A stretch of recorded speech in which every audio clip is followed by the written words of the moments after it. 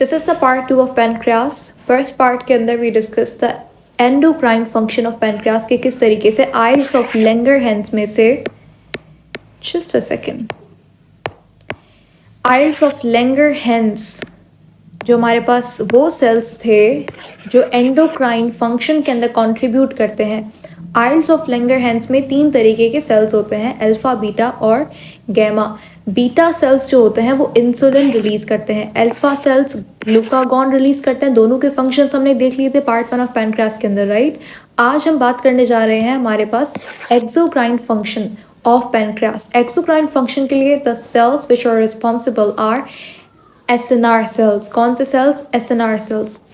ये लोग रिलीज करते हैं हमारे पास डाइजेस्टिव फूड, डाइजेस्टिव फ्लूइड या फिर डाइजेस्टिव जूस भी आप बोल सकते हो। स्पेसिफिकली आप इसे पेनक्रियाटिक जूस बोलोगे क्योंकि पेनक्रियास से निकल रहा है, ठीक है। तो एसएनआर सेल्स का काम होता है पेनक्रियाटिक जूस को सिक्रीट करना। हमें पता है हर एक्सोक्राइन सिक्रीशन आती है किसके थ्रू? एक डक्ट के थ्रू। तो यहाँ पे जो डक्ट है वो ये आप देख रहे हो, ठीक है। इस डक्ट को हम कहते हैं पेनक्रियाटिक डक्ट, ठीक है। पेनक्रियाटिक डक्ट या फिर इसका एक और नाम है डक्ट ऑफ वीरसंग, डक्ट ऑफ वीरसंग भी बोलते हैं। अब ये डक्ट, ठीक है, पेनक्रियाटिक डक्ट, और यहाँ से आती है हमारे पास कॉमन बाइल डक्ट। तो ये दोनों डक्ट्स कंबाइन होती हैं और बनाती हैं हेपेटो पेनक्रियाटिक डक्ट। और ये डक्ट फिर जाती है, क्या क्या कैरी करती है? Bile from liver and pancreatic juice from pancreas carry करती है टू वॉट? टू ड्यूरिनम। सही है। ड्यूरिनम के अंदर फिर डाइजेशन होती है with the help of pancreatic juice और इमल्सिफिकेशन फैट होती है with bile. Is that clear? यहाँ तक बात समझ आ गई।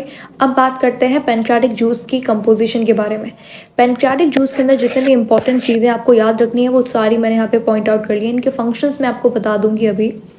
देखो, सबसे पहले तो अच्छा एक बात याद रखना, ड्यूरिनम के अंदर, ये मैंने बहुत बार पहले भी आपको बताया है स्मॉल इंटेस्टाइन के वन शॉट में, एंड देन उसके बाद लास्ट वीडियो में भी मैंने आप शायद मेंशन किया था कि जो ड्यूरिनम के अंदर जो डाइजेशन होती है ना, ड्यूरिनम के अंदर, ध्यान से सुनना, ड्यूरिनम के अंदर जो डाइजेशन होती है वो पेनक्रियाटिक जूस से होती है। फिर ड्यूडेनम के बाद जो सेकंड पार्ट होता है स्मॉल इंटेस्टाइन का, जुजैनम बोलते हो आप उसे, जुजैनम के अंदर जो डाइजेशन होती है वो स्मॉल इंटेस्टाइन के खुद के जूस से होती है। तो ड्यूडेनम में जो डाइजेशन होती है वो पेनक्रियाटिक जूस से होती है, ठीक है। यहाँ पे एक वर्ड लिखा हुआ है काइम। काइम क्या होता है? जब फूड, एसिडिक फूड हमारे पास स्टमक के अंदर जो एसिडिक फूड होता है उसे हम लोग काइम बोलते हैं। जब ये काइम ड्यूडेनम में आता है तो इसे हम लोग काइम बोलते हैं। तो pancreatic juice acts on what? Acts on chyme in duodenum, ठीक है। ये आपको स्टेटमेंट एकदम क्लियर हो जानी चाहिए अब तक। अब इसी तरीके से जब काइम और ज़्यादा, जब इसका ब्रेकडाउन होता है, इसके अंदर प्रोटीन्स और ज़्यादा ब्रेकडाउन होता है, हर बायो मॉलिक्यूल और फर्दर ब्रेकडाउन होता है काइम के अंदर, फिर आप इस काइम को एक और वर्ड देते हो, that's Kyle. Kyle is even more concentrated food, सही है।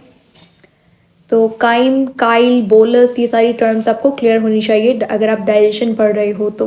बेसिक टर्म्स है ह्यूमन फिजियोलॉजी के चैप्टर्स में, आपको हर टर्म याद होनी चाहिए। अच्छा, अब हम लोग बात करने जा रहे हैं पेनक्रियाटिक जूस के कॉम्पोजिशन की। जो पहला हमारे पास एंजाइम है वो कौन सा है? वो है ट्रिप्सिनोजिन। कौन सा एंजाइम है? ट्रिप्सिनोजिन। स्टमक के अंदर पेप्सिनोजिन नाम करके एक एंजाइम होता है जो कि इनएक्टिव होता है, HCl फिर उसे एक्टिव बनाता है, ठीक है। पेप्सिनोजिन होता है, इसमें फिर HCl इसके ऊपर एक्ट करता है, इसे पेप्सिन में कन्वर्ट करता है। Pepsin is the active form. इस पेप्सिन का काम होता है प्रोटीन्स को तोड़कर क्या बनाना? पेप्टाइड्स, पेप्टोन्स बनाना, ठीक है, पेप्टोन्स। तो अभी तक ड्यूडेनम के अंदर जो आपके पास काइम है, काइम के अंदर क्या है? प्रोटीन्स नहीं है बट थोड़ा सा और ब्रोकन डाउन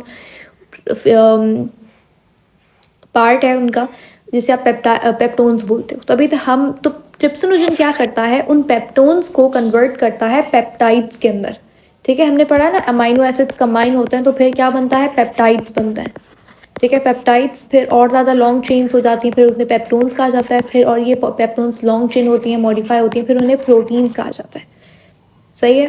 तो पहले अमाइनो, तो आहिस्ता आहिस्ता करके ब्रेकडाउन होता है प्रोटीन। पहले स्टमक के अंदर प्रोटीन ब्रेकडाउन होता है, किसके अंदर? पेप्टोन्स के अंदर।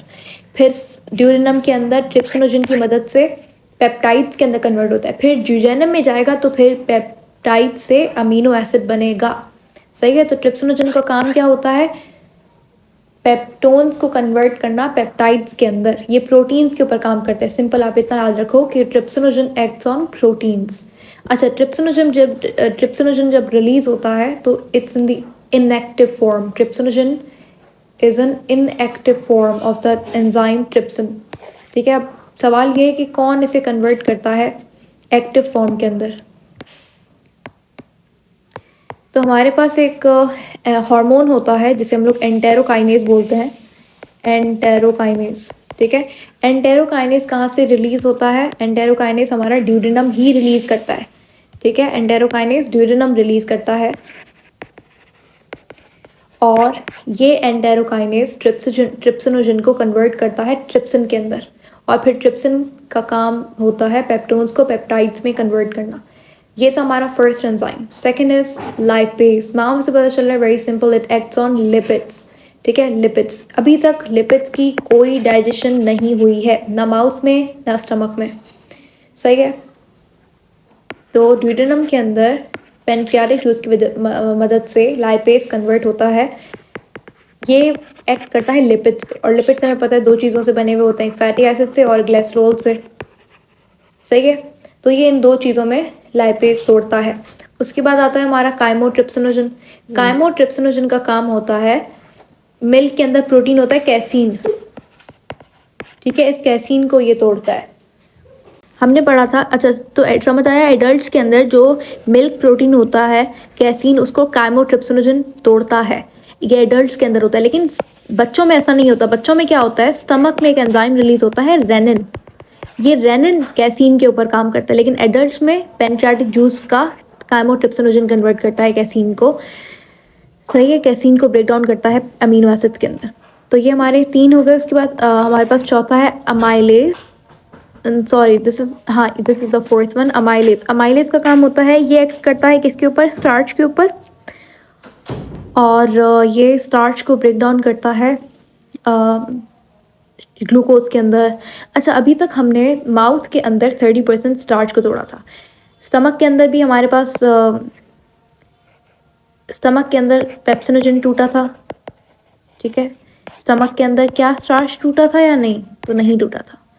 अभी तक स्टार्च को सिर्फ माउथ में हमने 30% स्टार्च को ब्रेक डाउन किया था माल्टोज में, सेलेरी अमाइलेज। तो अभी तक बस वही ब्रेक डाउन हुआ है स्टार्च का। तो यहाँ पर अब सेकंड टाइम कार्बोहाइड्रेट्स पे काम हो रहा है, जो कि पेनक्रियाटिक जूस करता है। अमाइलेज नाम का एंजाइम होता है, काम करता है स्टार्च के ऊपर, कार्बोहाइड्रेट्स के ऊपर। ठीक है, तो ये हमारे पास पेनक्रियाटिक जूस की कंपोजिशन थी। क्या क्या नाम आपको याद होने चाहिए? एक ट्रिप्सिनोजन, लाइपेज, अमाइलेज, काइमोट्रिप्सिनोजन, और हमारे पास और भी होता है, न्यूक्लियस भी होता है। न्यूक्लियस न्यूक्लिक एसिड को न्यूक्लियोटाइड में कन्वर्ट करता है। सही है, अब आते हैं डिसऑर्डर्स के ऊपर। डिसऑर्डर्स में आपको दो चीज़ें पता होनी चाहिए, बहुत सिंपल, इतना डिटेल में नहीं पढ़ा रहे क्योंकि it's not the part of this chapter. पहला है हमारा डायबिटीज़। डायबिटीज़ मैंने आपको लास्ट वाली वीडियो के अंदर भी बताया था। अगर इंसुलिन इनफ क्वांटिटी के अंदर नहीं प्रोड्यूस हो, ठीक है, इनफ क्वांटिटी के अंदर इंसुलिन अगर ना प्रोड्यूस हो, तो उस कंडीशन के अंदर ब्लड की ग्लूकोज लेवल बढ़ जाती है। इन्फ्लेमेशन ऑफ पेनक्रियास को क्या बोलते हैं? इन्फ्लेमेशन ऑफ पेनक्रियास यानी कि पेनक्रियास की नॉर्मल साइज से अगर पेनक्रियास इन्फ्लेम्ड हो जाता है, उसके ऊपर सूजन आ जाती है, वो अपनी नॉर्मल साइज से बड़ा हो जाता है, उसे हम लोग इन्फ्लेमेशन ऑफ पेनक्रियास की कंडीशन को हम लोग पेनक्रियाटाइटिस बोलते हैं। ये कुछ भी रीज़न हो सकता है इसका। फॉर एग्जांपल मैंने यहाँ पे 2-3 रीजंस लिख दिए हैं। अगर बहुत ज़्यादा एक्सेस कंजप्शन हो रही है अल्कोहल की, या गॉल स्टोन हो गया है, ये जो गॉल ब्लैडर है, ठीक है, ये गॉल ब्लैडर के अंदर स्टोन्स हो गए। ठीक है, इस स्टोन की वजह से पेनक्रियास के ऊपर भी फ़र्क पड़ सकता है। इसकी गॉल स्टोन की वजह से लिवर की भी इन्फ्लेमेशन हो सकती है, पेनक्रियास की भी इन्फ्लेमेशन हो सकती है। गॉल स्टोन को हटाने के लिए जो फर्स्ट प्रेफर्ड प्रोसीजर है वो है सर्जरी। सही है, depends on the size of the stone inside the gall bladder. तो उस सर्जरी को हम लोग बोलते हैं कोलीसिस्टेक्टोमी।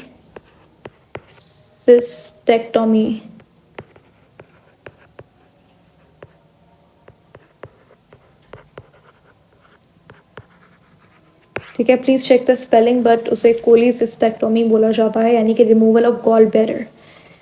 सही है, तो ये था हमारा पेनक्रियास। इस पिक्चर में आप बहुत अच्छी तरीके से देख सकते हो किस तरीके से यहाँ पर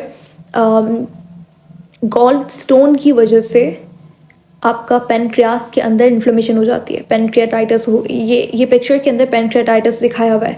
अब हुआ क्या है कि देखो हमें पता है, इस वाली पिक्चर के अंदर अगर आप देखो तो पेनक्रियास के अंदर ना हमारे पास एक डक्ट आती है गॉल ब्लैडर से, जिसे आप कॉमन बाइल डक्ट बोलते हो। तो अगर गॉल ब्लैडर के अंदर गॉल स्टोन है, अगर इसके अंदर स्टोन है तो समझ लो यहाँ से डक्ट में स्टोन ट्रैवल करके पेनक्रियास के अंदर आया, ठीक है, क्योंकि इन दोनों की डक्ट कंबाइन होती है। तो यहाँ पे समझ लो ये स्टोन यहाँ पर आ गया, इसकी वजह से क्या हो जाएगा, पेनक्रियास की इन्फ्लेमेशन हो जाएगी। तो इस कंडीशन को आप पेनक्रियाटाइटिस बोलते हो।